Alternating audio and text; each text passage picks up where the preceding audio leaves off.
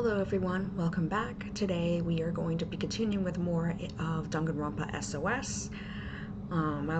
Initially I was only thinking about streaming for like 2 days this week until I realized the trial for S.O.S is a little longer than I expected. The trial was literally just about to start when I had to abruptly end the episode due to exhaustion. Anyway, hopefully that shouldn't happen again.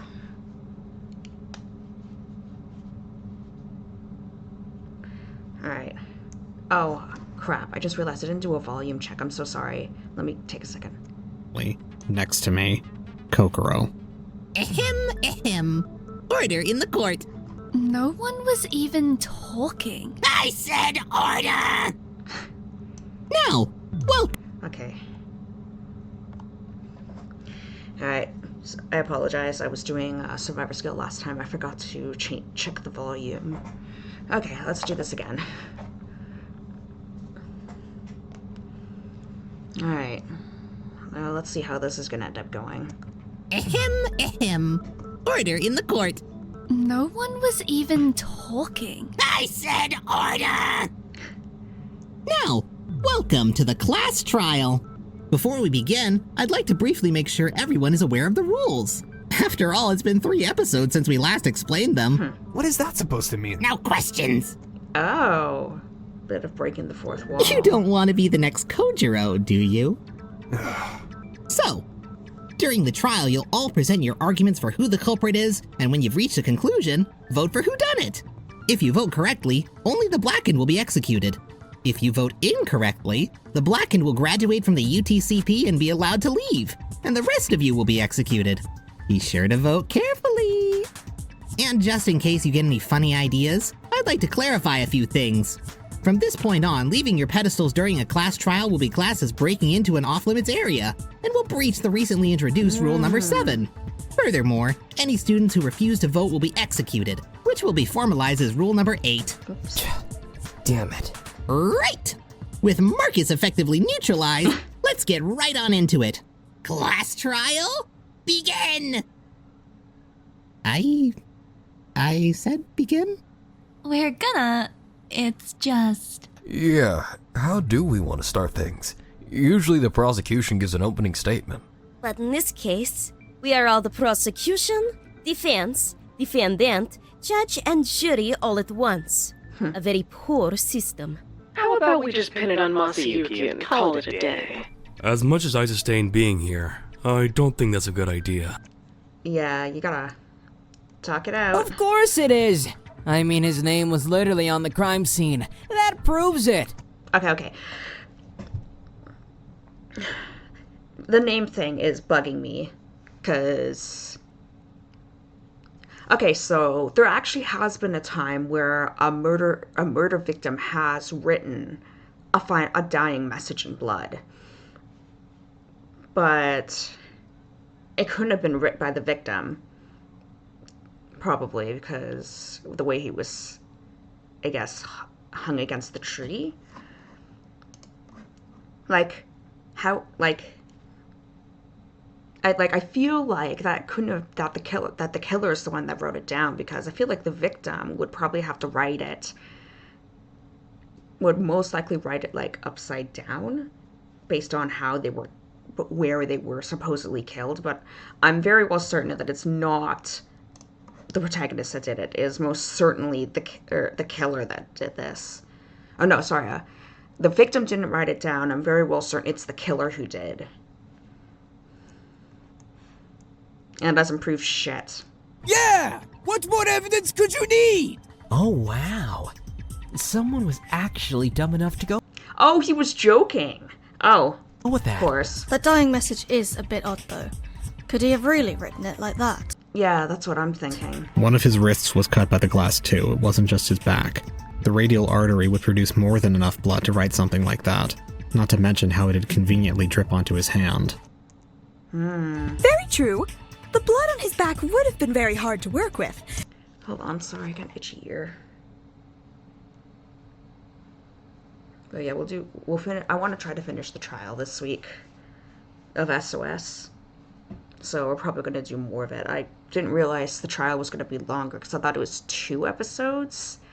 Well, Well, besides being like 10 minutes into this episode from last time, but there was actually 3 to go still. So I'd have to finish off tomorrow. Let's see how far I could get today, though. But with such a bountiful source pouring directly into his hand, that'd be perfect. Can we please stop talking about the blood? It's not gonna happen, dude, sorry. You seem to know a lot about his injuries.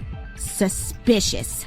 I checked out the body just like everyone else. So his wrist was slit, and Zhang Xiao just forgot to mention that in her autopsy? Potentially.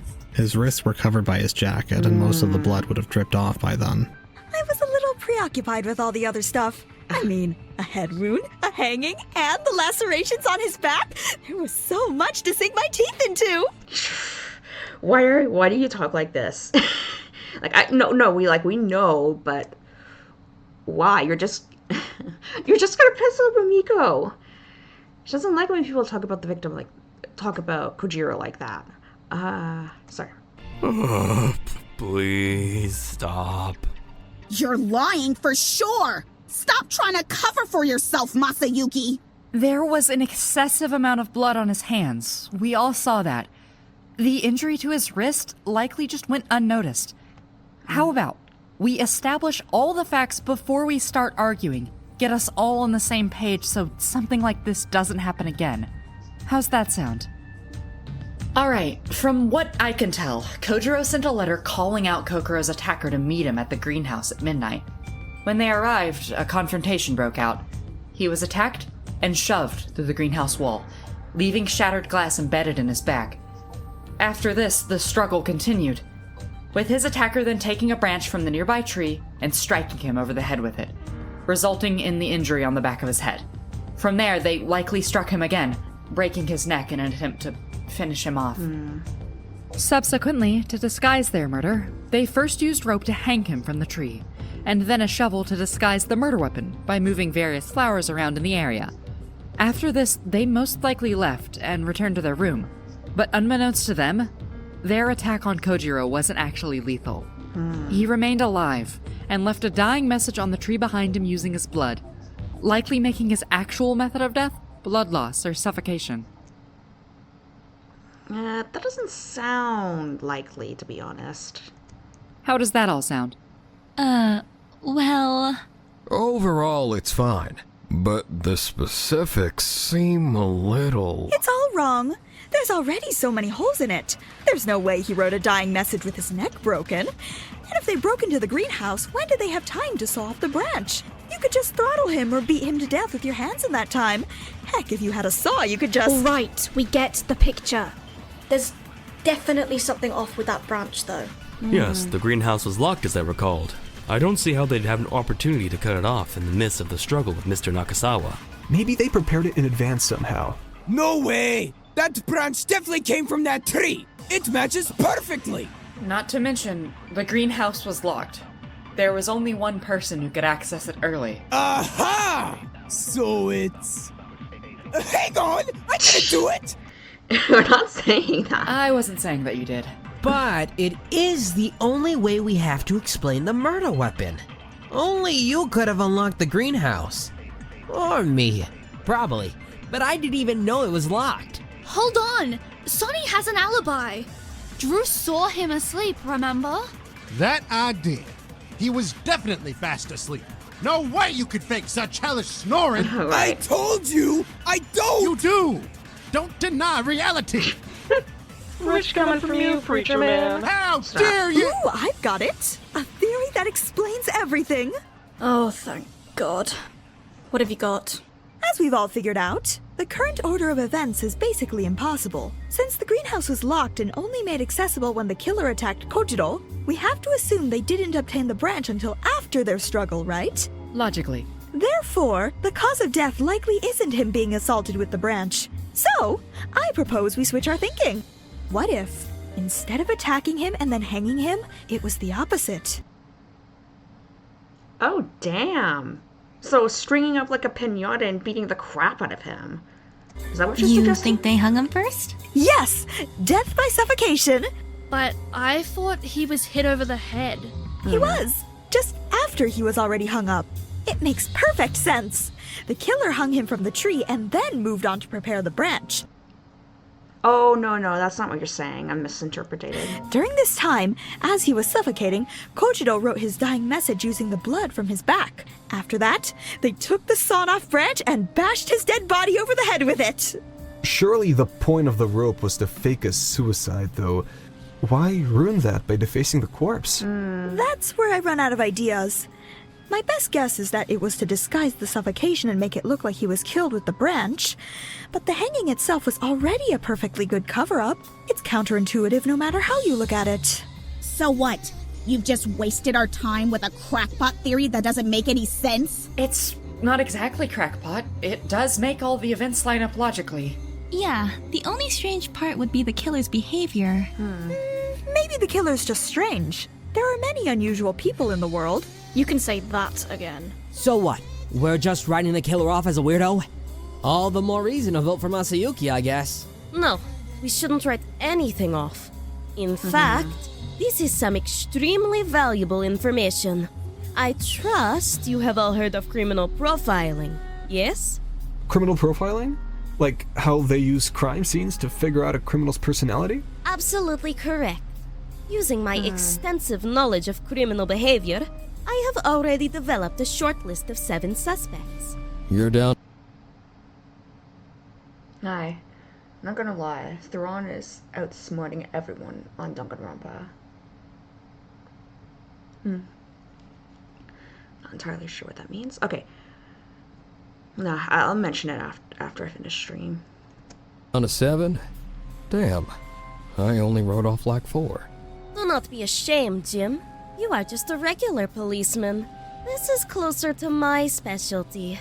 If you've got it down to 7 people, then just tell us their names. The less suspects, the better. I feel like they should both share their lists. No, it would be more pertinent for me to share the psychological profile itself, so we can all apply it as and when it is needed. Aw, come on. I wanted to know if I made the list. You did. Hell yeah. Probably shouldn't celebrate that. You sure? I think I've got a pretty good idea of what she's gonna say next. I am going to begin now. The see. killer is obviously someone very intelligent. For this reason, we can roll out Sonny immediately. Hell yeah! She just called you an idiot, Sonny. An innocent idiot! Assuming our current understanding of events is correct, there is only one explanation for why the killer would do something as counterintuitive as presenting us with 2 contradictory cover-ups. They were creating chaos. If the crime were meticulously planned out, there would be no need for such unusual behavior. Therefore, we can infer that the killer likely acted suddenly and opportunistically. Any dumbass could waltz up to a crime scene and start aimlessly fucking shit up, though. I thought you said they had to be smart. I first just wanted to establish that the crime was likely not premeditated. The clear signs of intelligence come from the intentionality of it all. Burying the branch and hiding the tools that were used to do so, shifting the roses in the greenhouse to further cover up the evidence and make exact location of the death unclear. A less intelligent culprit would not have disguised these things. They would have left us an overwhelming abundance of contradictory evidence, hoping that we lose ourselves amidst our theories. However, the evidence is laid out in ways that specifically direct our line of thinking. The clear wound on the head immediately invites us to hunt for a murder weapon. That directs us to the branch, which then disrupts our entire timeline of events. Finding it buried causes us to investigate the area further, only complicating things more when we discover the saw and shovel, 2 perfectly viable murder weapons that went unused. Not to mention the rope around his neck, which, by this point, we've been led away from. We're forced to try and reconcile all this contradictory information, leading us to improbable conclusions like Zhang Xiao's theory, which we are working from now. We have been led into a maze, constructed cleverly to lead us to dead ends, force us to turn back on ourselves, and eventually devolve entirely into chaos. Yeah, that... Given their lack of planning, this instability is what they are relying on to win. We must not jump to any further conclusions. Screw not jumping to conclusions! Masayuki so obviously fits that profile. If anyone's been causing chaos, it's him. No, I don't see it. Mamiko, please, calm down. I wish the protagonist would fucking defend himself. Just at least even say I didn't do it or something. Like Yelena said, the killer's relying on you getting angry to win. Yeah. Stop saying the killer like we don't already know who it is. It's Masayuki, and I can prove it. You can? That's right. First off, he has no alibi. Ji-young was asleep in the rec room all night, right? We have no idea where he was at midnight. That's true, but that goes for other people who lost sight of their roommates. Hanamaki or Ji-young, for example. Fine, but they don't have a pattern of creepy-ass behavior. When hasn't Masayuki taken an opportunity to sneak off? Did he at all, or...? Yesterday, he was constantly trying to shake Ji-young. He snuck away from all of us at the pool party, and he just happened to arrive at the kitchen before anyone else when the smashing happened last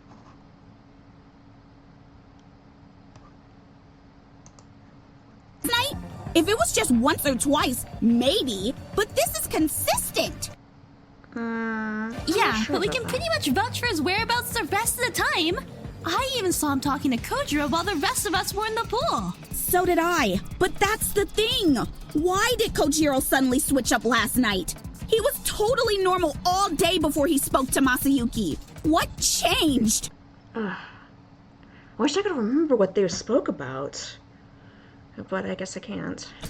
I'm not sure what you're saying. Masayuki's the one who attacked you, Kokoro. I'm sure of it. Why else would Kojiro switch up and suddenly decide to confront your attacker after speaking to him? He had a ton of opportunities earlier in the day, so why did he leave it until after the pool party? It's because he only figured it out then. Whatever Masayuki said to him, that's what tipped him off. I don't remember what they said. I wish I could fucking remember. What? No, he isn't. Isn't he? Why would the attacker target you specifically? Of all the people, it either had to be convenient or they'd have to have a grudge. And who was standing closest to you during the blackout? It was Masayuki, but... Even if it wasn't just convenient, the guy hates you. That much is obvious. He always looks at you like you're some kind of freak. He's the most obvious culprit. He doesn't... Oh yeah, let's think about all those times where he gave you a reason to trust him. Spoiler, there are none. Even still, there's no evidence. There is! Don't you remember all the scraps of fabric on the broken glass? They match his jacket perfectly!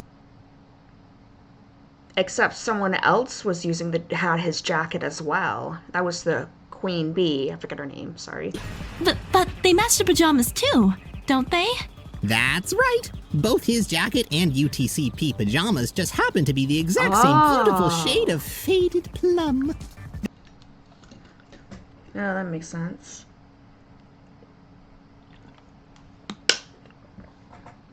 Okay, so that's not a good theory then. They're basically impossible to tell apart. So it could have been anyone. They're close, sure, but the material is different. The pajamas are thinner. Either way, Kokoro, please don't waste your breath believing in that guy. He even fits the psychological profile. He opportunistically looks for times to sneak off. He causes chaos by saying creepy shit to make people paranoid. He only looks to sneak off because he doesn't want to be around people. He's obviously smart too. Smart enough to pull this off. Please, Kokoro, if you look, it's obvious. Kokoro looked at me, lilac eyes trembling with uncertainty. I only responded with a blank expression of my own. I was glad Mamiko had made herself such an enemy of mine. I don't think I could have said anything to make Kokoro give up on me, but through a combination of logic and emotion, Mamiko was managing to reach her. I watched Kokoro carefully, waiting for the moment where she would finally break. Are you going... I can't tell if the protagonist is just dumb or ignorant or what. Sorry, it's just... any rational person, normal-ass person would say I didn't do it, or try to... Like, is he going to not defend himself? Is he not going to say anything? The psychological profile only applies if it wasn't premeditated, right? Kokoro. Correct. If it was planned ahead of time, the contradictions correct themselves and the murder becomes far more straightforward. At that point, it could be anyone, barring those lacking in the intellect to plan such a thing. Ha! So I'm still safe! Stop. Well, isn't it possible they broke into the greenhouse in advance? I know it's a big assumption to make, but is it any bigger than all the mental gymnastics required for the psychological profile to apply? Ooh. I mean, usually the simplest explanation is the truth. Occam's razor and all. You said it yourself, Yelena. Zhang Xiao's theory is flawed.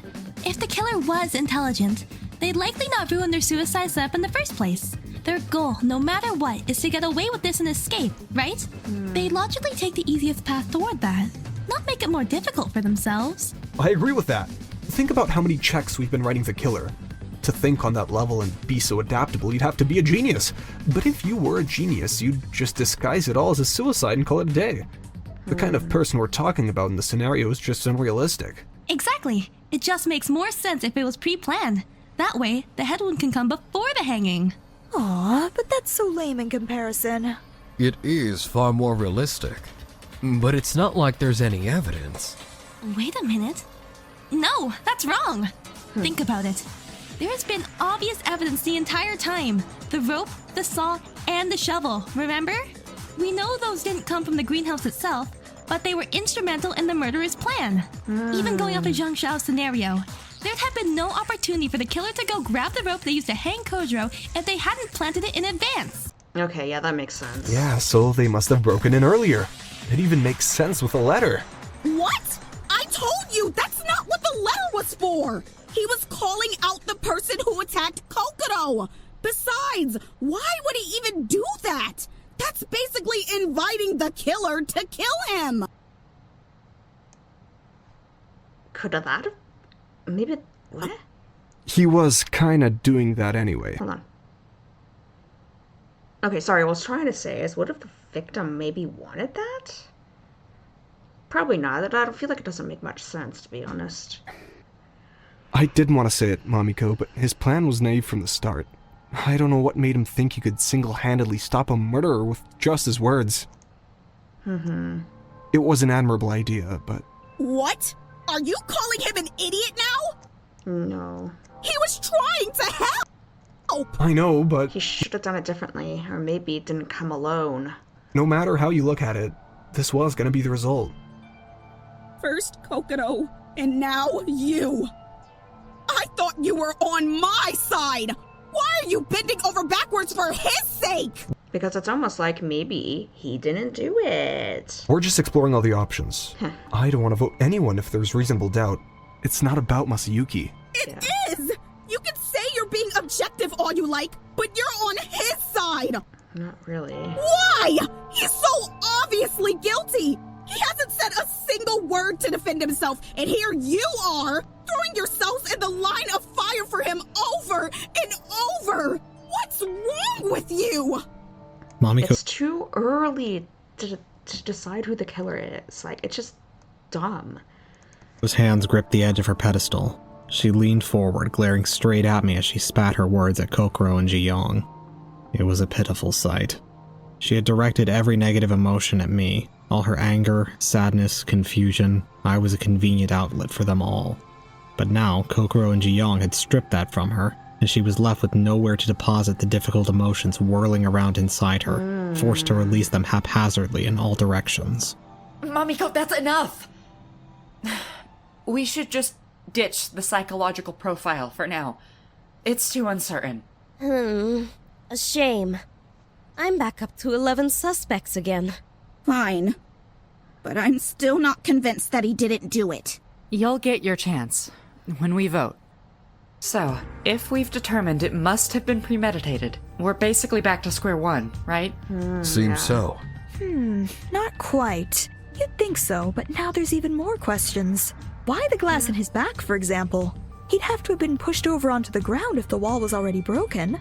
Possible, though realistically that'd be the perfect time to strike and kill him. The wound would be on the front of his head. Equally, if they caught him unawares and hit him on the back of his head first, he would have fallen forwards and gotten the glass embedded in his front. It doesn't add up. Aside from that anomaly, the rest makes sense though, right? He was hit over the head, the killer assumed he was dead and hung him up. Still alive, he wrote his dying message. But did he actually write the dying message? He wasn't noticed, but the killer Sorry, car passing. did realize he was still breathing, so they struck him again and broke his neck. I guess. But are we even certain that he actually did write the message? Like I said, from that one trial, the trial I'm referring to is the Canon Games first trial where the victim wrote the name of her killer, but because of the way she was positioned and with little time, she had to write the name upside down, which makes me think that this is not something the victim wrote, and it's actually the killer that wrote it. Maybe, I guess, the killer knew that the protagonist wouldn't bother defending himself, which I don't fucking know why. I feel like that's weird. It kind of gives me the feeling that he's actually like not at all scared of death whatsoever. So I think that's kind of unique, I guess. But that's just me, anyway. We're just talking in circles. How about we take a break from the crime scene for now and talk about our alibis? We've determined from the letter that the murder happened around midnight, so it's probably worth re-examining them. Around midnight isn't particularly helpful, though, is it? We've got no way to really determine the time of death. Yeah, normally with cases like these, you Alright, what does Monopengu want? would get an autopsy report. But we ain't so lucky. They didn't actually get a... Did they get a character... oh my god. The murder profile that they would usually give in other games? Maybe Monopengu forgot to mention it. So we've just got to guess? Alright, you got me. Please forgive me. What are you talking about? I admit it. I was supposed to keep track of the time of death. What? You were in on this the whole time? I wouldn't say that. No. Usually in a killing game, I'm supposed to play an administrative role. To that end, I usually give you information like the time of death through a handy little tablet called the Monopengu file. Did you forget? It's a miracle machine providing you all the basic facts of the case. Yeah, that's what I was thinking. The file related to the murder victim. Only they weren't ready. Oh, what? Yet.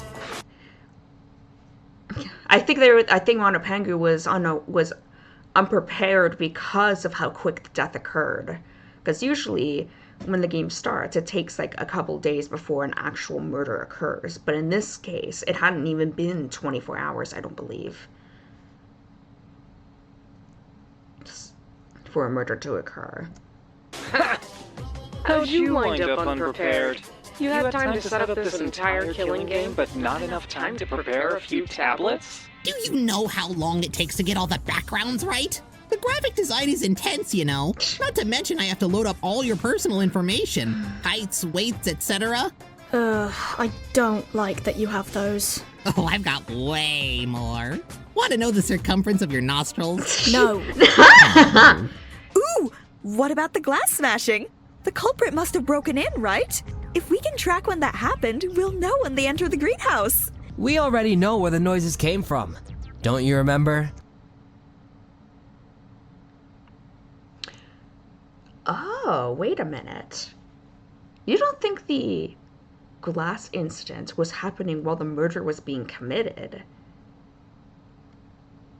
I don't know. Well, that'd just be like super fucking lucky for the killer. Well, maybe it happened at the same time of the glass incident. I don't know. Just kind of thinking. The first one was Hanamaki, and the second one was Harold. Hang on. Noises? There was only one noise. I heard it myself. Wants to bet Drew maybe didn't hear the glasses falling, but actually heard the greenhouse glass being smashed in. Well, you're clearly mistaken. Yelena and I were there. We saw the broken glasses ourselves. She's correct. You must have missed the second one. I think he missed both. Ain't no way! Sonny wasn't snoring that loud! I only heard one too, and I had no such distractions. Jackie is a very quiet sleeper. Good to know. Well, which was it? 1 or 2? I think they're both two separate events. Some people heard the greenhouse glass crash, while others heard both of the glass cup crashes. At least that's what I'm thinking. 2. One at 12:18, the other at 12:20, 2 minutes later. He lives! You jump scared me there. I forgot you even existed. These times are exact. I checked my clock before entering the kitchen. He's not lying. Yelena and I got back to our room at 12:24. The timeline adds up. Doesn't change the fact that I heard 1 exactly. I definitely did not hear a second. I'm very well certain he heard the greenhouse. Sorry, I keep repeating myself, but I'm very well certain Drew heard the greenhouse, not what was happening in the greenhouse and not what was happening in the kitchen, perhaps. Well, it depends on the layout of the whole ship, where the greenhouse is and which side of the dorms most likely heard it, or whatever. I don't know how the layout works. Maybe you just fell asleep between them. Not possible. It takes 10 minutes on average for a person to fall asleep. I know. I've counted.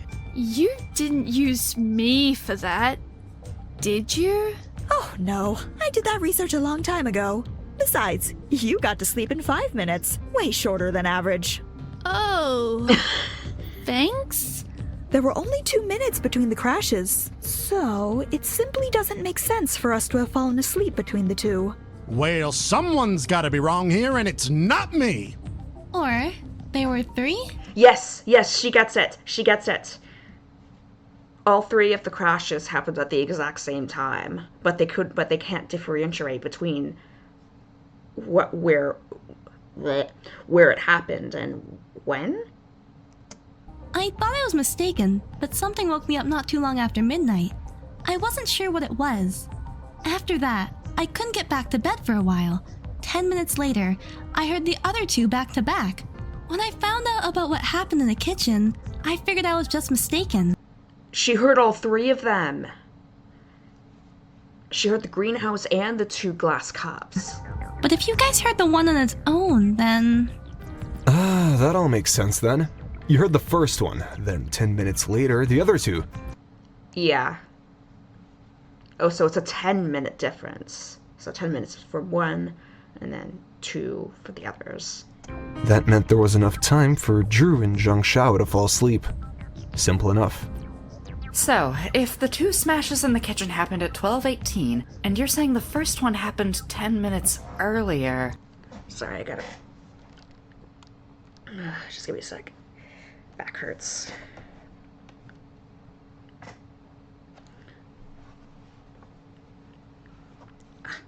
Sorry. That places the first shatter at 12:08, just after midnight. That makes sense. Oh, that's good to know. Right, and if that's the case, then there's only one thing it could have been. The greenhouse. Wait! You're saying it was the killer breaking into the greenhouse? Yes. Yes, it is. Oh, I was right. Oh. Precisely. I was right. But that means... That'll mean it couldn't have been premeditated. Your whole theory goes right out the window. Great job!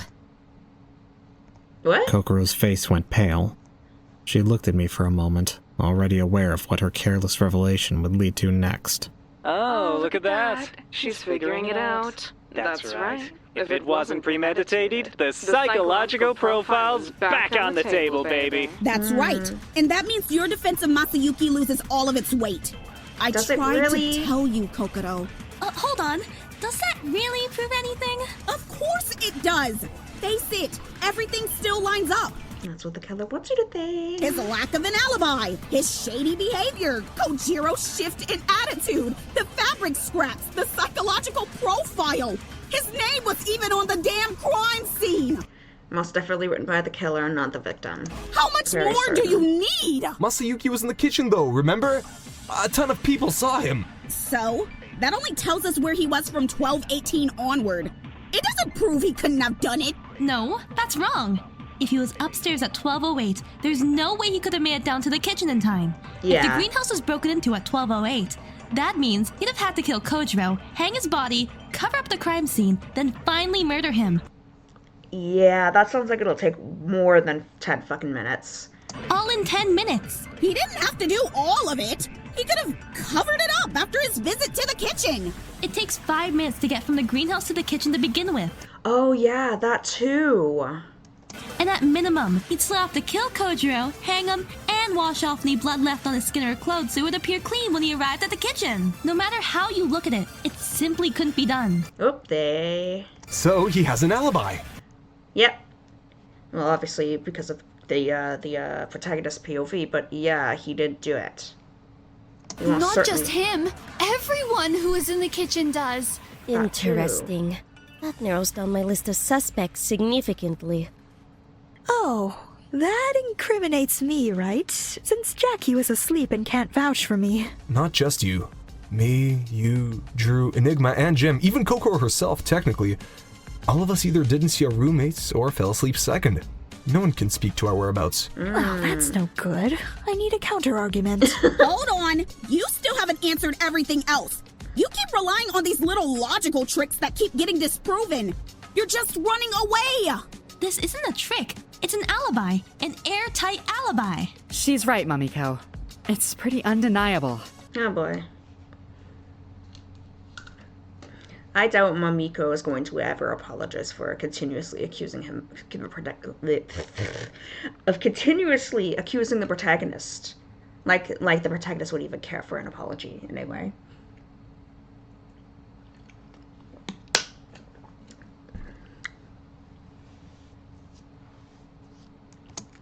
I think we need to re-examine the remaining people without alibis. I admit Masayuki's suspicious, but as it stands, it just can't be him. Exactly. It couldn't be him or anyone else in the... Oh dear, she's gonna get Ooh, I've got an idea. Maybe that alibi isn't so airtight after all. I mean, all we've got to prove is that he could have left the greenhouse earlier, right? That's totally possible. It can't be. We've already established there's no way the killer could have killed and hung Kojo in such a short space of time. Correct. However, that's assuming he went through all the trouble of getting the rope, tying Kojiro up, etc. It'd be totally doable if all that happened after he went down to the kitchen. Okay, I'm just realizing that I think the protag POV is actually Kokoro, I'm realizing.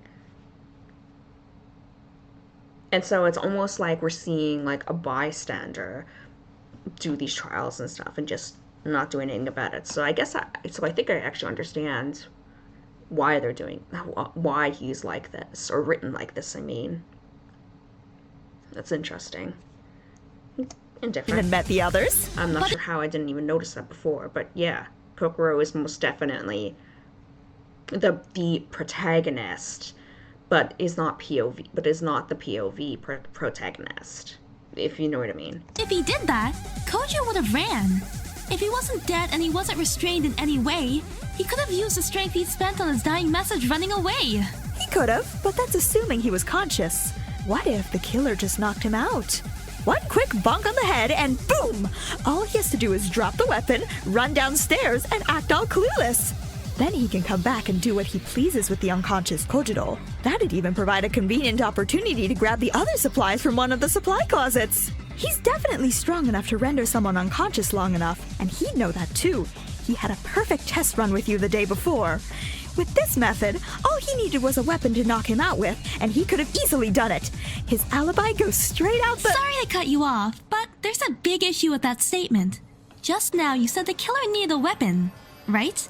What weapon could he have possibly used? Oh, yeah. The branch required preparation. It needed to be sawed off. Yeah, that's right. There's no way he could saw off the branch and knock out Kojiro in only 5 minutes. Kojiro certainly would not have been stupid enough to just sit there and watch him. Exactly. So without a doubt, the alibi stands, right? It couldn't have been anyone in the kitchen, and that includes Masayuki. Fuck! Oh! Yeah, It still doesn't explain everything. But if his alibi's that solid... Means Ginger. Yep, totally impossible. He definitely couldn't have knocked Kojiro out with his bare hands. Look at him. The killer couldn't have done it by knocking him over either. The grass was far too soft for that. Exactly. The killer had to have a weapon, and the only possible weapon was the branch. This proves without a doubt that Masayuki can't be the murderer. No, that's wrong. What? It's entirely possible. What are you doing? Masayuki, we just proved you couldn't have done it! You didn't prove anything. All you've done is perpetuate a lie. Wait, is this guy literally trying to kill himself in the entirety of the class? Like, why does he keep doing this? It just makes no sense. What lie? We're trying to help you, you know? The lie that the branch was the only possible weapon. It's not. What? Haven't you been listening the entire trial? The branch is the murder weapon. It's the only thing they could have used. There was the shovel. Perhaps he was killed by the shovel, even. The shovel. Yeah. The one they used to later reorganize the crime scene. Ah. We already know it didn't come from the greenhouse. The killer could have brought it with them. It'd be more than suitable for knocking Kojiro out. That too. From there, they could easily head down to the kitchen, be seen by the others, then return upstairs and finish the job. Why? Unbelievable! This guy just disproved his own alibi! They call me an enigma! Hang on, that doesn't make any sense. If the shovel was the murder weapon, why the branch? It serves no purpose. Probably it's to throw people off. No purpose beyond spreading chaos. The psychological profile is back in effect. There you go! See? Even now he's playing mind games with us. He's basically just confessing! Why would he confess? That'll just get him killed! No. And everyone else. It'll get us arguing, like we are now! It's all a part of his plan! It is quite possible. I'm down to only 4 suspects now. Hang on, you can't seriously believe this. I'm sorry to say, Ji-young, but these are good points. And there's still that dying message. No one's found any way to disprove that. Okay, on 3, we all vote Masayuki. Ready? 3, 2... Damn it, Masayuki, say something! You've dug yourself into this hole, now get yourself out of it! Don't be an idiot, they're gonna vote for you! Look, man, I don't know what insane 10,000 IQ play you're making, but it really can't be worth all this. This is life or death! Seriously, I don't understand at all. What's going on in that twisted head of yours? I think I know. Yelena, could you repeat that psychological profile? Of course. The killer is someone intelligent and opportunistic, taking advantage of the situation by muddying the waters and causing chaos, with the end goal of forcing us into conflict with one another. And why do they want that? To obfuscate their presence and get away with the murder. Okay, humor me. Let's take the murder out of the equation for a sec. Why then would they do all that?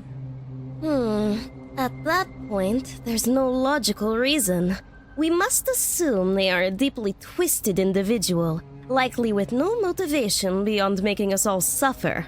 What if the psychological profile doesn't apply to the killer, but to someone else instead? Someone who's been running this entire trial, taking advantage of evidence and others' perceptions of them, all for the sake of chaos. Uh-huh.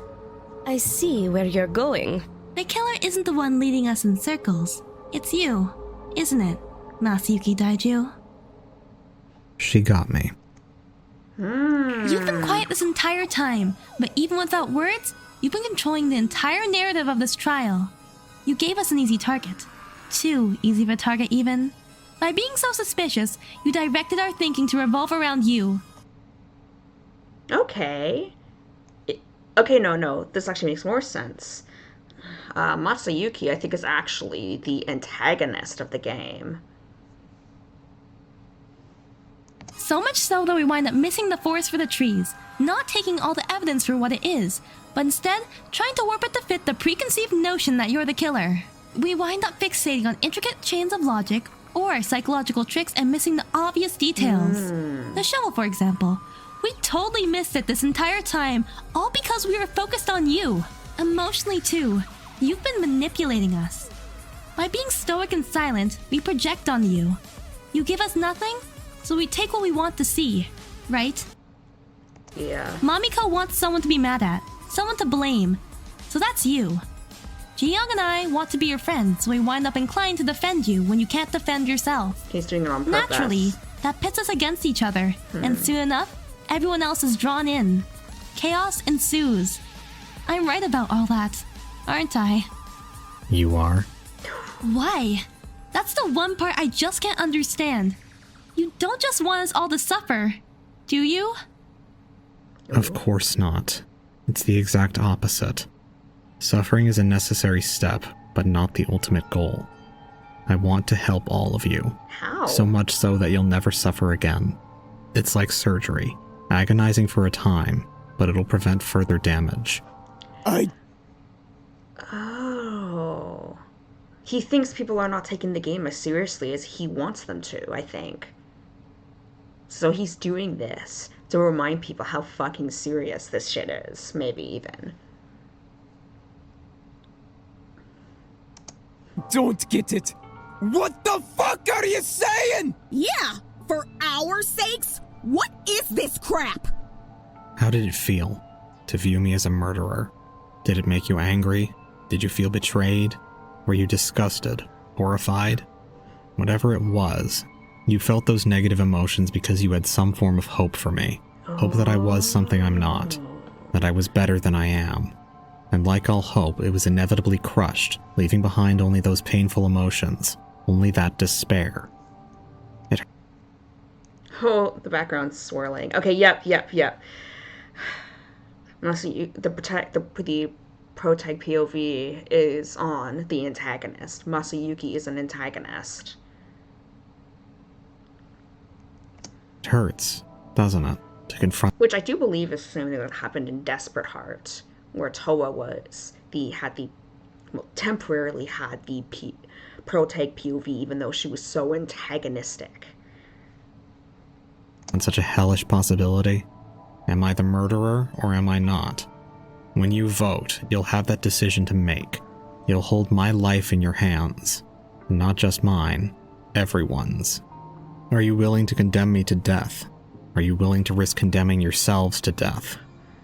The reality is... This actually makes him a lot more interesting now. That's the awful decision these class trials force you to make. All I've done is accelerate it. No matter what you choose, someone in this room is a murderer, and that sets a precedent. If they can crack, why can't you? The deeper we go, the worse and worse it gets. Any one of us could be a killer. Any of us could be a victim. How much bloodshed will there be? How many times will we have to repeat this same horrible process? Ooh. How many class trials will you have to suffer through? All this anguish comes simply because you all had hope. Hope inevitably gives way to despair. It's okay. It's only natural. Man, his explanation makes a whole lot of sense about his character. Not sure why I didn't realize he was the antagonist, because I'm thinking about all the other people I thought were the antagonist. I'm like, they're not antagonistic enough. But it's him.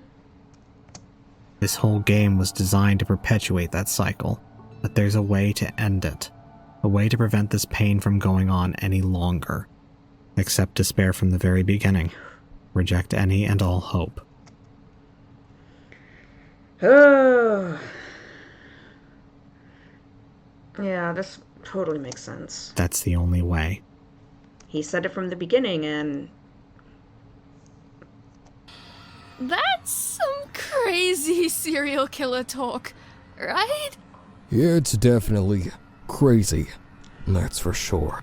Masayuki, you're really this far gone? Oh man, I was gonna say something, but I forgot. Reject hope? What are you blathering about? What kind of a fool would abandon all faith like that? You want us all to be okay? No, he wants us to be emotionally dead. Like him. Correct. I understand that to you it's unthinkable, but if you strip away all the emotion and just think logically, it's objectively correct. Why would you choose to perpetuate your own pain? There's no reasonable answer. Wow, You are very uniquely twisted, Masayuki. I'll say. Believe that if you wish, but so long as you hold on to hope, your suffering will never end. You'll regret not resigning yourself to despair. We won't, though.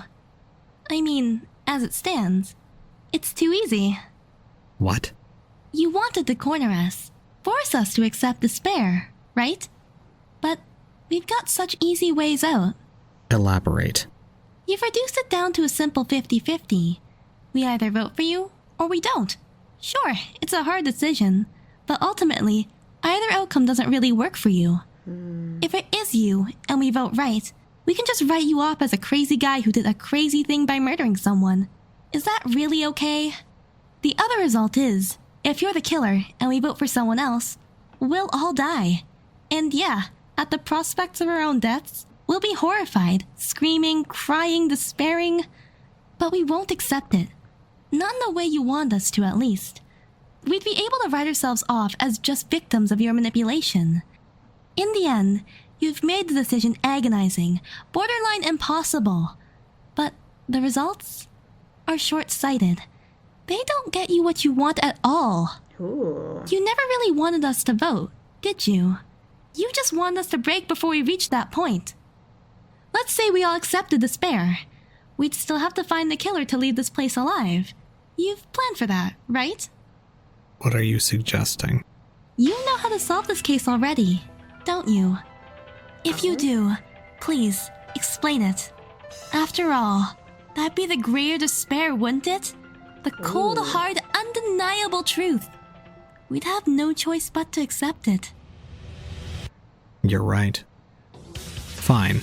I'll patch up all the holes in this case, clear my name, and get us all on the path to the truth. A little bit of reasoning. For real? You're gonna help?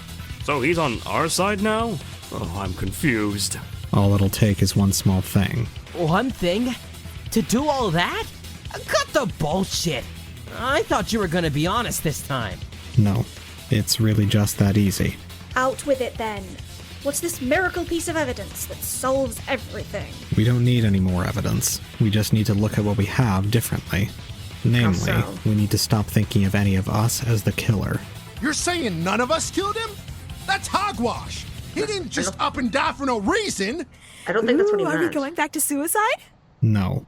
One of us definitely killed him, but we need to stop attributing the actions of his killer to anyone here. The actual role we've ascribed to the killer is very different to the person who actually dealt the final blow. Oh. So there were two people. So it was. Are you suggesting that it was two people working together to kill him, or something? What does that mean?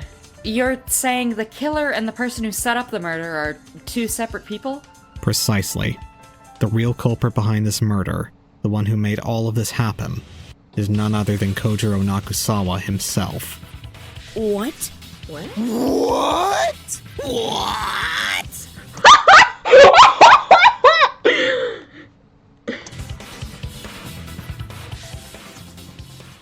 Oh, that was it for that. Alright, next bit. Alright, let's get an explanation as to how this is going to happen. Why is it happening? Trust, in many ways, is a social currency. It has to be earned, and it can, of course, be spent. Goodwill can be exchanged for people's services. Borrowing is just rental, with faith it will be returned as the payment. And of course, nothing buys loyalty like mutual trust. If trust is a currency, then I was bankrupt. Not only was I a prime suspect in the murder of Kojiro Nakusawa, I had just revealed my true intentions to drive my fellow Ultimates into despair.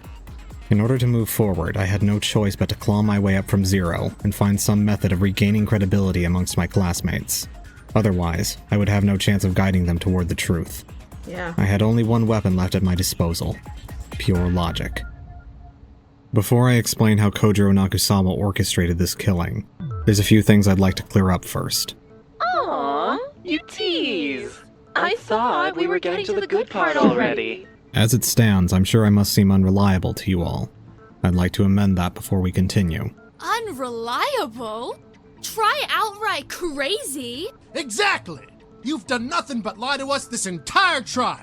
and you expect us to just blindly follow your lead? All I want to do is lay out the facts. You can come to your own conclusions. We did that already. We concluded that you're deranged. Hold on. Let's hear him out. Even if he's eccentric, he has provided us with solid evidence before. I agree. If we can use Masayuki to our benefit, I see fit that we do so. First of all, I have 2 pieces of evidence I'd like to refute. Foremost, my name on the crime scene. I thought you explained that already. He cut a vein in his wrist, didn't he? That's how he got enough blood on his hands. While I did explain that it was physically possible, there's another factor that means it couldn't have been written the way it was. Oh, is it going to be what I theorized? Oh, shoot. Did we really miss that? It's so obvious. I admit, I feel rather stupid now. You did a very good job misdirecting us, Masayuki. What? What is it? I think I know. The dying message is the wrong way up, right? Yes, I was fucking right. I was fucking right. It could not have been the victim because the message would have been upside down, not right side up, which means it was left by the killer, not the victim. That's correct. Wait, what do you mean? If it was the wrong way up, surely it'd be upside down? In this case, it's the opposite. Upside down is the right way up. Just like in Australia. Stop. That's not... I'll forget it. It's pretty simple when you think about it. In the position Kojiro was in, he'd have to write with his hand behind his back. If he was doing that, he'd naturally write upside down. Yes. Exactly. Because he wouldn't have enough time to do it correctly. Then it was put there later as part of a cover-up. That makes sense. But you still don't have an alibi, Masayuki. I trust that's next on your agenda? My alibi fell apart when I proved the shovel was a possible murder weapon. However, that was just a misdirection. What? You were lying about that, too? I didn't exactly lie. I simply posited a theory. A theory that happens to have one gaping flaw. Oh, quit it with the cryptic shit. No, keep going. I'm getting bored of all this audience participation crap. Personally, I'm having quite a good time with Masayuki's dramatics. Yes, very. It's much more fun to figure it out for myself. I'd like to gently remind everyone that someone's been murdered here. Oh, so that's it, is it? The blood? Precisely. What I propose is that the murderer set up the crime scene after attacking Kojiro, correct? If that's the case, why would there be so much blood on the roses? Yeah, good point. If they were moved there after the killing took place, the majority of the blood should be on the grass instead. Oh. That's right. For that amount of blood to have been on the roses, the body would have had to have been hung up immediately after his injuries. True. If he were left on the ground, he'd have bled out there instead. Exactly. For this reason, whether the shovel is a viable weapon or not becomes irrelevant. The crime scene must have been prepared in advance, meaning the killer could have cut off the branch ready for when they attacked Kojiro. Yeah. So your alibi was always solid? Correct. Then why the hell did you disprove it in the first place? We've been over this, haven't we? I wanted to incriminate myself. Yeah, but... Never mind. Carry on. No, actually. You're right to question it. I did have a second objective.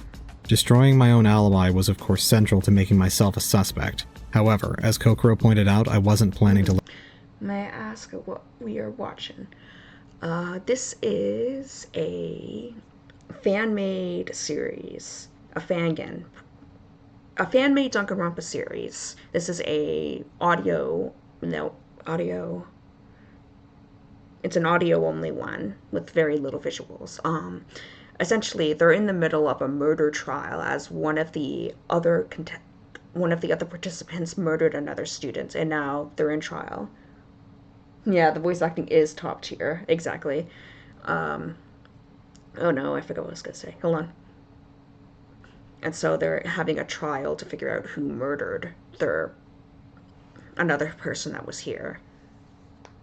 Kind of missed like the first bit, because I just popped into this episode. The trial's still going to be a ways long because there's still like another episode left. Anyway, I'm not sure if I explained that all. I already like Masayuki. Oh yeah, he became much more interesting. He is the protagonist as well. but the person, he has the protagonist POV, but he's very antagonistic, which is different. Usually it doesn't happen. The antag is usually a side character that tends to work with the protagonist. But I do believe the true... His voice sounds very familiar. Could be. I wouldn't know, though. And so they have to find the killer, otherwise everyone but the killer will be executed if they vote incorrectly. But if they vote for the killer, then only the killer will get executed and everyone else will be able to remain alive until the next murder occurs. Let this trial end with our execution. I was watching a vid called SCP Dollhouse and he sounds like one of the guys. Oh yes, the person that actually is, like, I do believe is, like, the true protagonist is her, the blonde girl, Kokoro.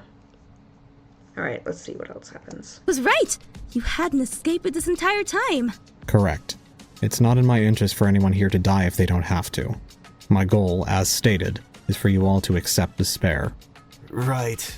Your alibi, and the alibi of everyone in the kitchen is back on track, right? The window of time between the greenhouse being broken into and you being in the kitchen is too small. Yes, I think that's been established quite clearly. That's not all, though, is it? With that explanation of the crime scene, you've proven that the killing had to be premeditated. That's right. That was my third objective. 3? How many steps ahead are you? As of now, none. Now that we've established the crime was premeditated, we're all on the same page. Premeditated? Are we really back on that shit? We've been over this. The greenhouse was locked. The only way you can get in is to break in. Yes, and if I recall correctly, the shatter was at 12:08, so the killer must have entered the greenhouse then. But if you go by the blood splatters, they had to have moved the roses earlier. Yeah, and doesn't it make sense? We keep coming back to the idea of this murder being premeditated. It's the only logical conclusion. No, Yeah. Mamiko is I find pretty unpleasant.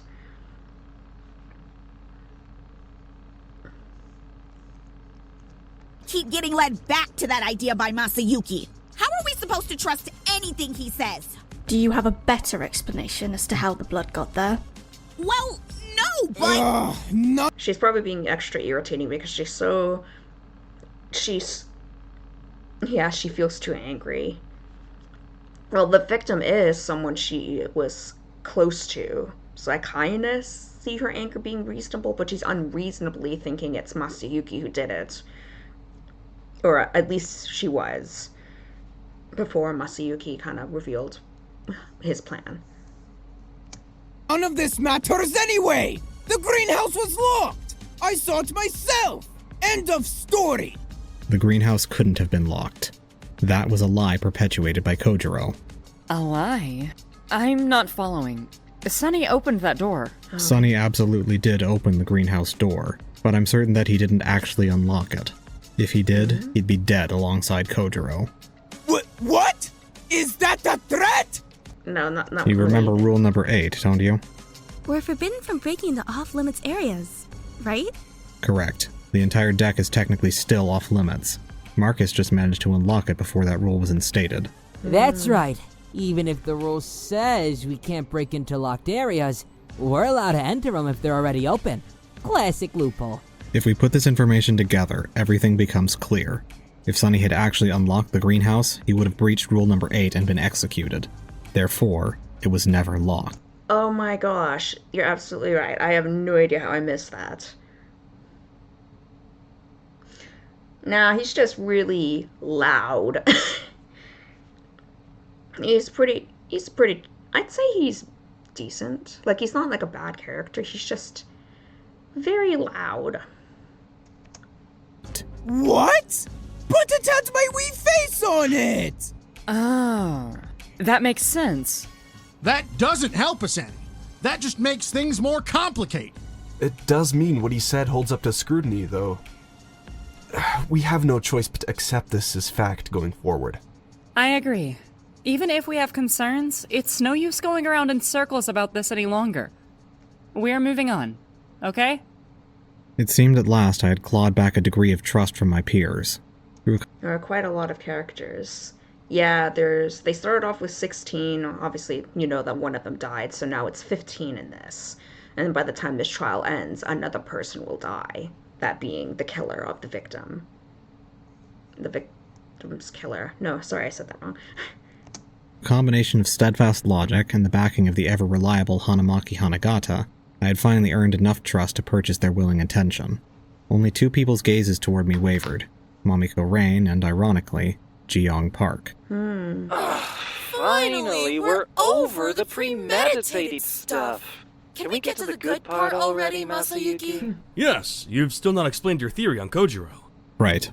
Although we got a little sidetracked, we can now return to the core of this case. Kojiro Nakusawa's initial murder plan. Hold on. I just want you to make one thing clear. How are you so sure it's Kojiro? If you're gonna drag his name through the mud, you should have some evidence. Naturally. Now that it's... Yeah, the unknown, they're just called an enigma. Yeah, they're cool. I feel they're a bit antagonistic as well, but... yeah. Clear it was premeditated, I can easily provide some. We know the greenhouse was already scouted to be the site of a murder, judging by the preparations made. We also know that Kojiro had Mamiko write a letter, luring Kokoro's attacker there. With this in mind, his intent was clearly to lure out a potential victim. Yeah, that's what I was thinking. Oh. It seemed pretty obvious. Why did you bother asking? Okay, the victim actually wanted to... Okay, so earlier in the game, near the very beginning, one of the characters was the blonde girl that I said was probably like the actual protagonist. She was mistaken as dead, as during a panic she was trampled, but only had minor injury. This happened because the lights went out, and a person did it on purpose. No, the person who fiddled with the lights was actually the enigma, and someone else, which would be the killer, actually almost killed her, or almost killed Kokoro. And so this same person that tried to kill Kokoro was possibly going to be killed by the victim, but it didn't work out in the end, and the killer made the victim a victim, obviously, you know? Isn't that obvious too, Ultimate Detective?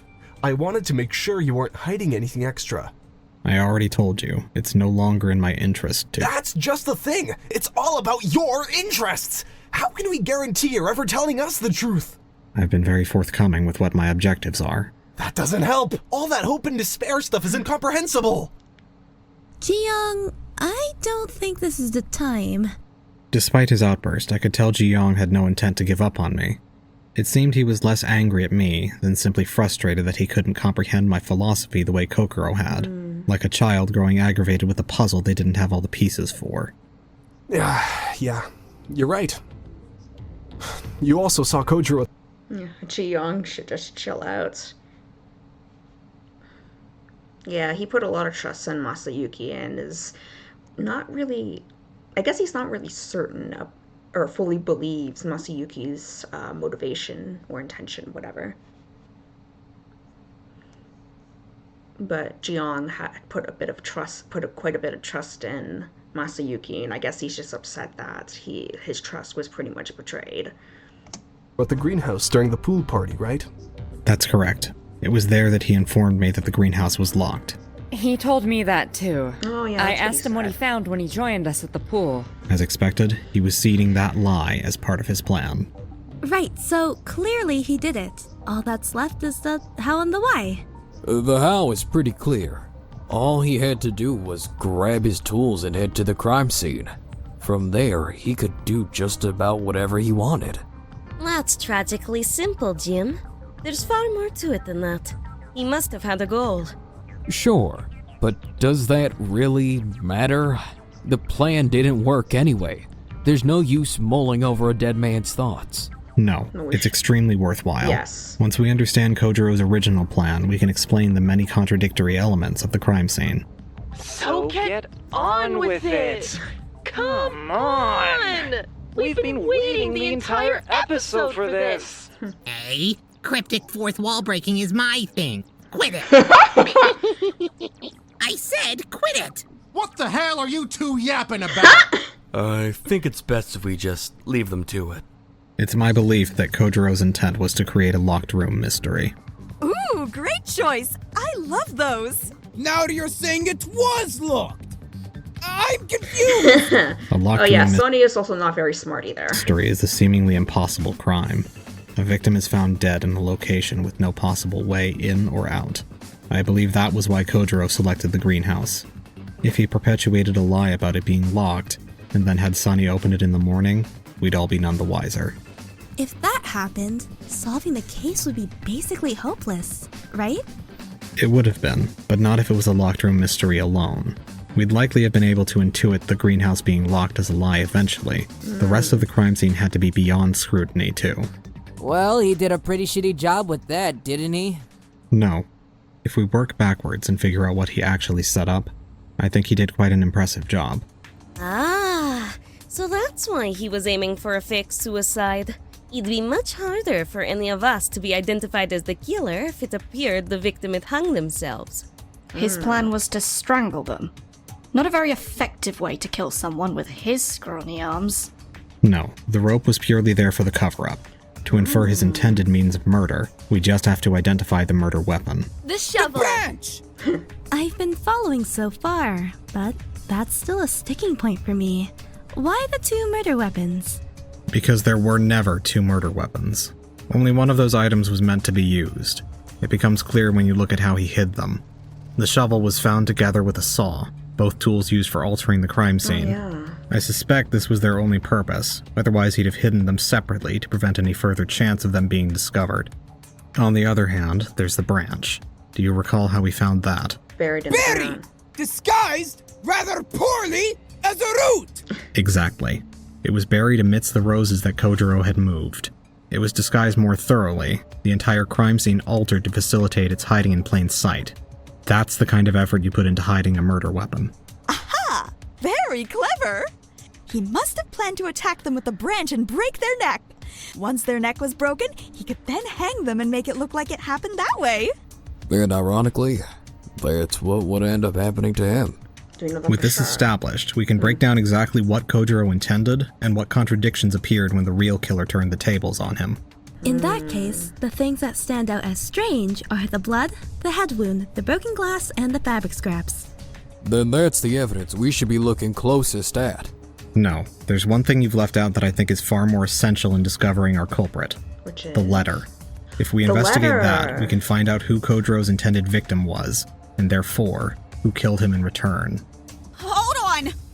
Mamiko Rain had been uncharacteristically quiet throughout our breakdown of Kojiro's crime.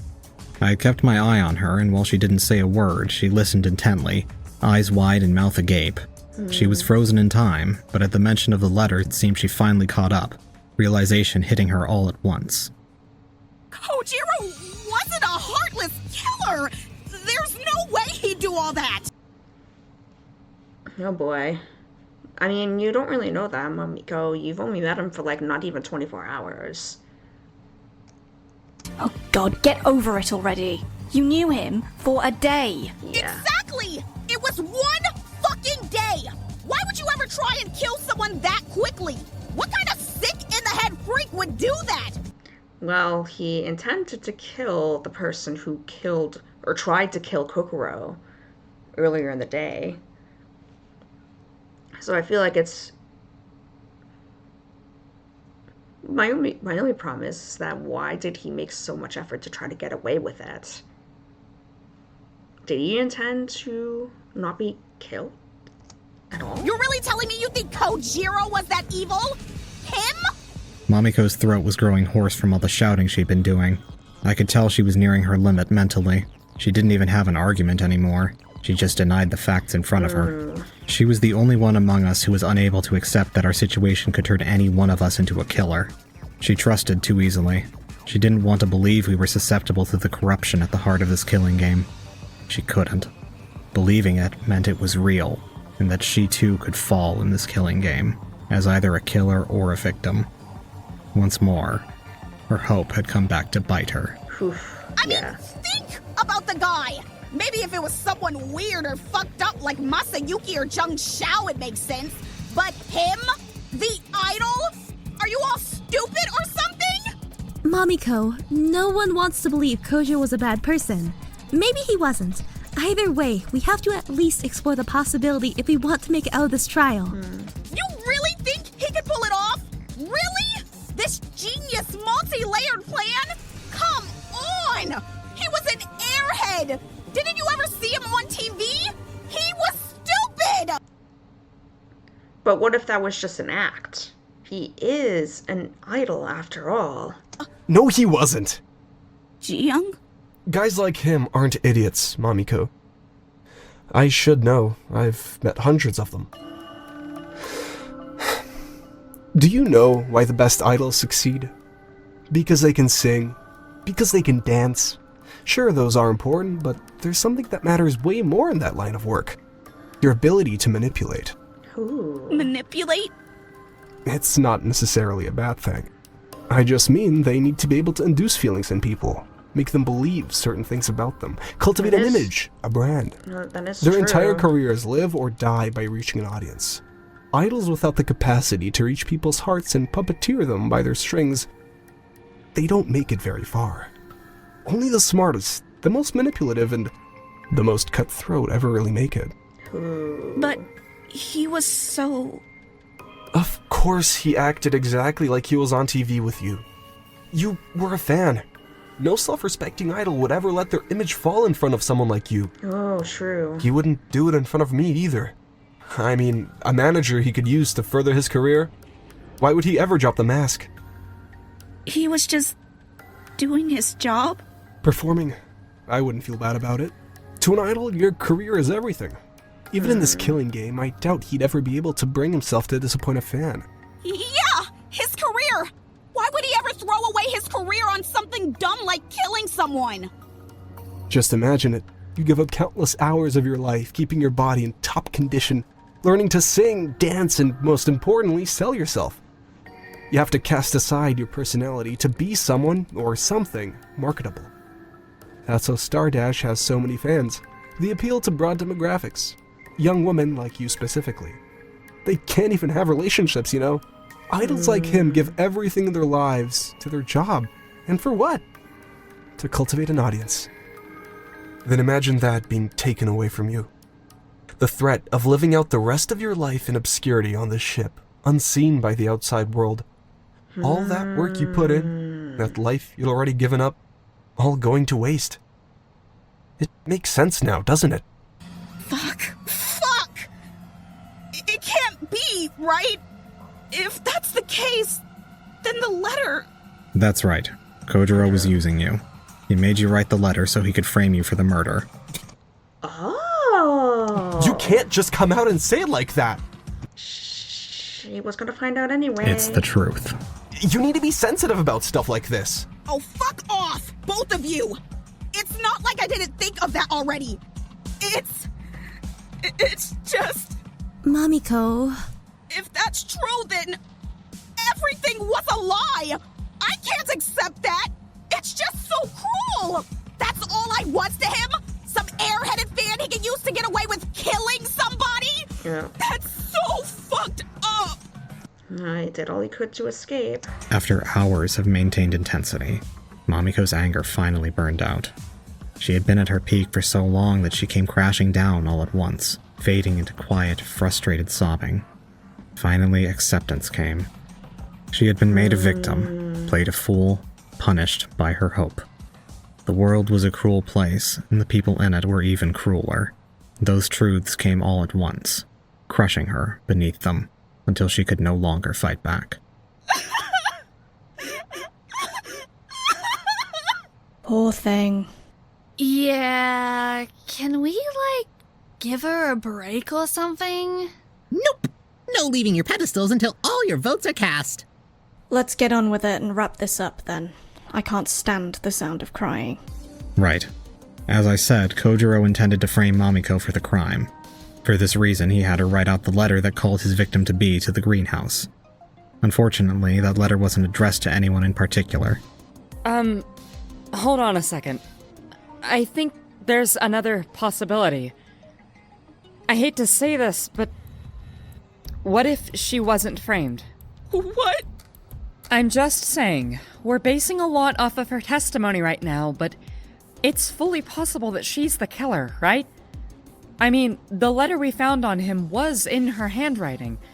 Wouldn't it make sense if she lured him out with it? I didn't do that! Maybe not, but it is a possibility. After all, why would Kojiro... Penguin is cool. I couldn't agree more with not wanting to listen to her crying. Yeah.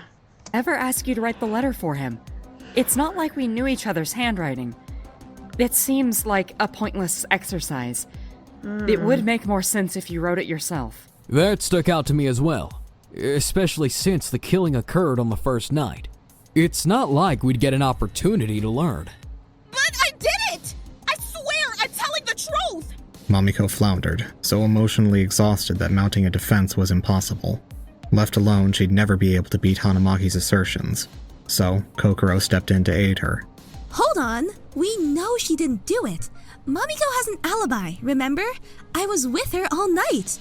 That alibi only worked because we assumed the time of death was midnight. Now that we know the murder was premeditated, isn't it possible Kojiro was killed earlier? Say, when he and Mamiko were supposedly having their meeting. Yeah, but... And we've all been thinking it, right?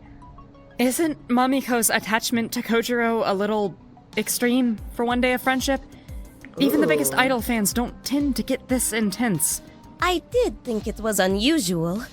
However, did she actually do it? If we consider that it is an exaggeration of her existing attachment to Kojiro, perhaps combined with the guilt of having killed him, it isn't unreasonable to conclude she's overreacting to make us look past the possibility of her being the killer. Again, I hate to say it, but... Hold on. Hello, buddy. I won't be long, okay?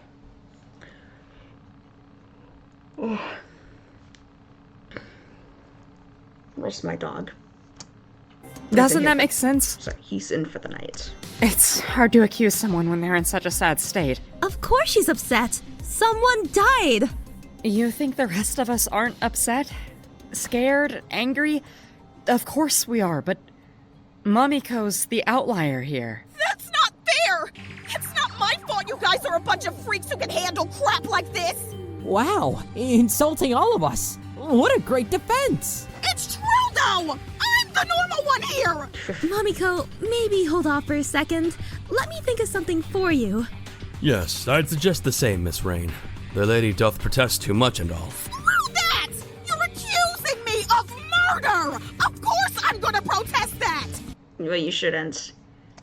Mamiko glanced around Fucking love Marcus. Desperately, attempting to find sympathy in the eyes of her colder-hearted classmates. They struggled to provide any. The chaotic nature of this killing game made trusting her an unappealing prospect, especially when she offered no evidence or arguments to convince them. Her desperation grew, blue eyes darting every which way, before finally settling on me. I disagree. If anything, Mamiko's extreme emotional reaction should make her less suspicious. She's evidently the kind of person who can't suppress her true feelings. Someone too kind to accept our horrible circumstances. Masayuki? It's the exact kind of hopeful naivete this killing game is designed to exploit. Don't you see now why I told you to accept despair? Oh, can you quit it with the despair already? I thought you were actually doing something decent for a second. Regardless, there's a glaring issue with Hanamaki's hypothesis. This was never even a line of questioning we needed to pursue. Oh, there is? Frankly, I'm surprised someone with your intelligence didn't account for it. Oof. Really? What is it? The shatter. If Mamiko murdered Kojiro before midnight, why would the glass ever get shattered at midnight? Oh, right. Yeah. I'm so sorry. This trial's been going on so long. It's so complicated that I actually managed to slip by me. But isn't it possible the shatter was simply something else? Ooh, what if Kojiro survived the hanging and tried to break out? That wouldn't make sense. The glass shards clearly indicate the greenhouse was broken into. Not to mention the glass in his back. If he broke out rather than being pushed in, it would have been in his front. It makes no sense. Agreed. And the glass being in Kojiro's back at all indicates his time of death was around when the glass shattered. Mamiko has an alibi for that time. Aww, Hanamaki's theory was so fun, though. It's fine. I can accept when I'm wrong. I apologize, Mamiko. I just wanted to be as thorough as possible. Sure. Well, that was a waste of time. So, where were we? Kojiro was trying to frame me. Before I knew it, Mamiko's tears had dried. There was still a weariness to her, but also a resolve. She stood up straight, now looking toward me. It seemed she was ready to face the truth. That's the kind of person he was, wasn't it? It seems so. If I had to guess, he did it out of ruthless efficiency. Killing on the first night is basically a game of odds. 16 people, none of whom know one another very well, your chances of getting away with it skyrocket. Distrust spreads more easily, and even if we manage to work together cohesively, there's still 15 possible suspects. It was a cruel, calculated move. It seems that's who he was under that idol persona. Right. Interesting. If we note that alongside our current psychological profile, things come together a little more. Now that we know Kojiro attempted a murder on the first night, I think we can infer that whoever killed him is a similar sort of person. Someone also capable of being coldly logical and just as cutthroat. Still somewhat opportunistic and logical. Didn't you say their end goal was chaos, though? They aren't mutually exclusive. They took the chance Kojiro's letter gave them to kill, boldly and logically, with the hope that a murder on the first night would plunge us all into chaos. That's the kind of person we're dealing with. Does that narrow it down at all? I don't want to think anyone here is capable of that sort of malevolence. There is one person I think our profile aligns with perfectly. Wouldn't you agree, Masayuki? Yes, I think that person is the missing link in this case. Quit being so cryptic already. I'm sick and tired of these vague illusions. If you know something, say it! It's not really that simple. The missing piece in this case is actually a whole other mystery in and of itself. The person who attacked Kokoro. Of course. Exactly. An opportunist who would attempt to kill as early as possible to achieve their goals. This describes both our killer and the person who attacked Kokoro. Sure, but that psychological profile is just a bunch of pretty words. It's not proof of anything. True, but there is evidence. Don't you remember the letter Mamiko wrote? Yeah, what about it? It said, "Meet me in the greenhouse at midnight. I know what you did." It's just like you told Mamiko. It was meant for the person who attacked me. Yeah, but can we believe that? The guy just needed a pretense to jump someone. He could have just told Mamiko that and given the letter to anyone. No, that's wrong. Think about it for a second. If you received that letter from a stranger, what would you do? Obviously I wouldn't go to the freaking greenhouse. Exactly. The only person who'd actually follow through with the letter's demands is someone Kojiro would have real leverage over. The person who actually attacked Kokoro. Anybody could simply dismiss it, but the actual attacker would feel threatened. I'm surprised you'd overlook something so simple, Marcus. Sorry to let you down. Guess I'm only a genius 99% of the time. That's a very generous estimate. Hold on.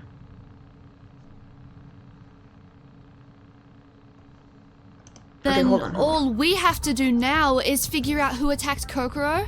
That'll solve the entire case? But how are we supposed to do that? It was pitch black. How can we rule anyone out? Whoever did it needs to up and confess already! What kind of a shameless individual would attack a poor, defenseless girl in the dark? Whoever you are, you've already damned yourself to hell! So hurry it up and repent already, before your soul is dragged to hell to be trodden upon by the clawed feet of Satan's legions! How rousing. I don't think they're going to just come out and confess, though, Mr. Honeywell. Obviously not. We're all going to hell anyway. Wow. Good people don't wind up in killing games, you know? Maybe someone used night vision goggles? That's a classic murder trick. The only person who wears anything like that is... Enigma! Nope. I can hardly see in this thing as is, let alone in the dark. Can we really take your word for Oh, that, Drew, though? hush up. Ooh! How about you let us try it on? Then we can find out! No. Aww. Besides, if you try to remove or tamper with my mask in any way, the bomb planted in it will go off. What? You've got the bomb?! What the fuck? That can't be allowed. Unfortunately, it is. Don't worry, it's not preferential treatment. If any of you decided to smuggle bombs in your clothes, I'd have happily allowed it. How come they get a bomb and I can't keep my pickaxe? I've only let you students keep what I deem essential for your continued lives on this ship. That's why I let Marcus keep his cane, too. Okay, fine. Then why take away my pickaxe and leave my helmet? That doesn't seem very consistent. Take away your helmet and reveal the dark secret you're hiding under there? No way! That's a late game twist if I ever saw one. What? I'm not hiding anything under my helmet. You're making that up. Yes, perfect. Give us that juicy foreshadowing. Ugh, I'm really starting to hate this thing.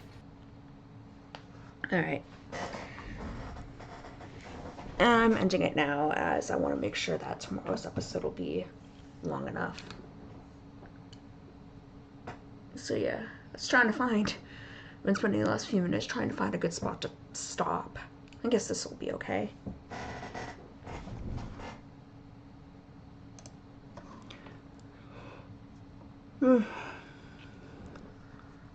Anyway. I will, No, sorry, I don't know what I'm saying. Alright, I'm only ending it now as I don't want it to carry on for too long, as I don't want to make finishing the trial be really, like, short tomorrow. But yeah, I'll be finishing S.O.S.'s trial, and that will be it for S.O.S. for now, as it's only got, like, one chapter done. I'm kind of excited to see who did it, but we'll have to find out tomorrow. And then Thursday, if I get around to it, we'll do more of Survivor's Guild. Anyway, I think that's all I got for now. I'll see you guys later. Thanks for anyone that joined. Okay? Well, see you tomorrow, I guess. But anyway, goodbye.